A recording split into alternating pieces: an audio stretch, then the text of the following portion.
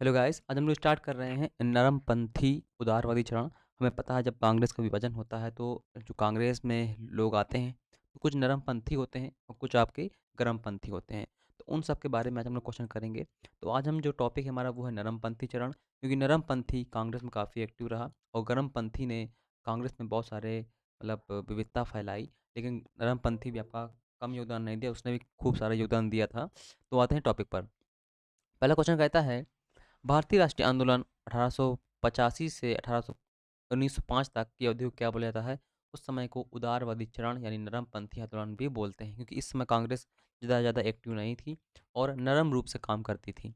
भारतीय राष्ट्रीय कांग्रेस का पहली बैठक किस शहर में हुई? तो मुंबई में हुई थी। कांग्रेस नेताओं ने किसको भारत का महान वृद्ध व्यक्ति माना है? तो दादा भाई नौरोजी को कहा गया है grand old man of India. Okay. किस गवर्नर जनरल के कार्यकाल के दौरान भारतीय राष्ट्रीय कांग्रेस की स्थापना हुई थी? तो लॉर्ड डफरिन।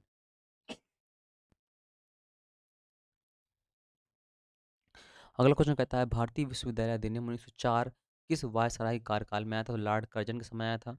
भारतीय सिविल सेवा आईसीएस में चुने गए पहले भारतीय कौन थे? सत्येंद्र नाथ टैगोर थे। ये रविन्द्रनाथ टैगोर के भाई थे। इंडिया नेशनल कांग्रेस के संस्थापक कौन थे? तो ऑलन ऑक्टम होम, यानी आपकी जो कांग्रेस है उसकी स्थापना किसने की थी? ऑक्टन होम, ए ओ ह्यूम ने की थी। ठीक है। हर्मिट ऑफ शिमला किसे कहा जाता है? तो hermit of Shimla A.O.. Home को कहा जाता है। वह कौन सा प्रथम भारतीय था जो ब्रिटिश संसद के लिए निर्वाचित हुआ था? दादा भाई नौरोजी पहले भारतीय थे।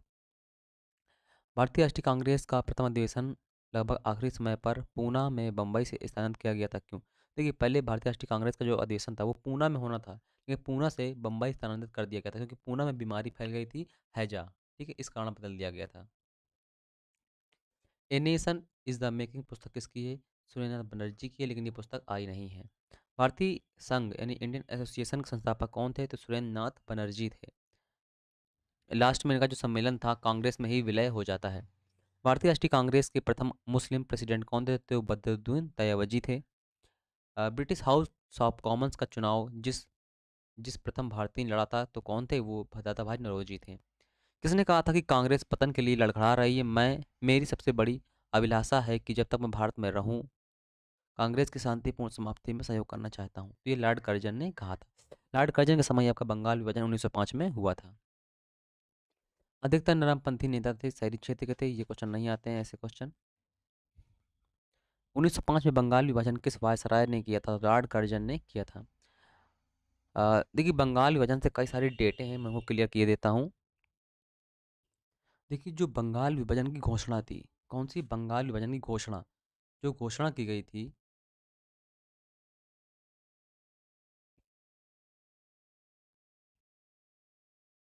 वो की गई थी आपकी 20 जुलाई 1905 को। ठीक है। और जो बंगाल विभाजन प्रभावी हुआ था ये आपका हुआ था, जब प्रभावी आपका हुआ था 16 अगस्त,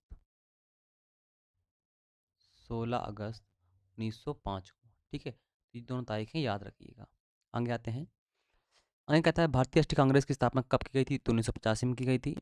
किसने किसने इंडियन नेशनल कांग्रेस का नरम दलीय राजनीति की व्यवस्था आलोचना न्यू लैब्स फॉर ओल्ड शीर्षक की है? अरविंद घोष ने की है, लेकिन ऐसा क्वेश्चन कभी आया नहीं है। ठीक है।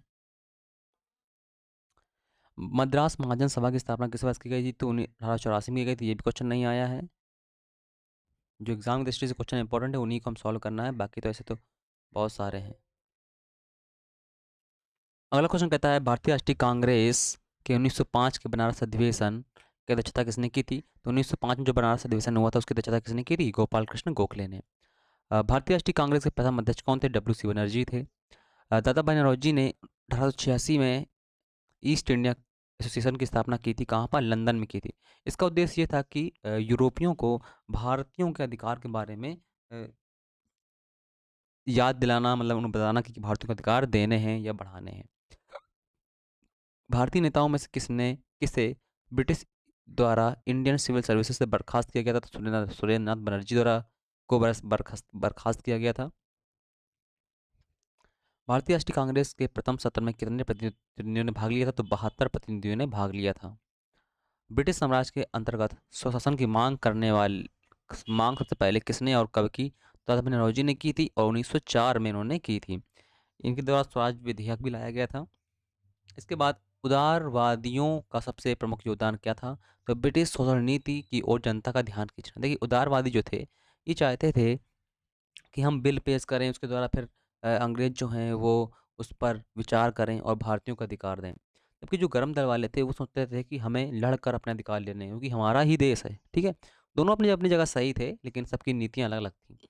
कांग्रेस के नरम दल के नेताओं के आंदोलन की पद्धति थी राजा राजा रामबद्ध आंदोलन। ये क्वेश्चन कभी नहीं आया है। ठीक है, कहता किसने कहा था हमें मर्दों की तरह खुलकर कहना चाहिए कि हम अपनी मज्जा तक राजभक्त हैं और अंग्रेज राज से हुए फायदे का ज्ञान है? दादा भाई नौरोजी ने कहा था। देखिए दादा भाई नौरोजी काफ़ी इंपॉर्टेंट हैं, एग्जाम के लिए बहुत इंपॉर्टेंट है। ये कथन आया नहीं है लेकिन फिर भी आपको पता होना चाहिए। किसने कहा था कि भारत वर्ष तलवार के बल पर जीता गया है और तलवार पे बल पर उसे ब्रितानी कब्जे में रखा जाएगा? ये एल्गिन ने कहा था। ठीक है, तो ये कथन आ चुका है आपका। तो ये आपका उदारवादी चरण था। इसके आगे वाली वीडियो में हम लोग देखेंगे गर्मपंथी चरण, यानी गर्मवादी दल। ठीक है, इस वीडियो में इतना ही, मिलते हैं नेक्स्ट वीडियो में। Thank you, ta-ta, bye bye.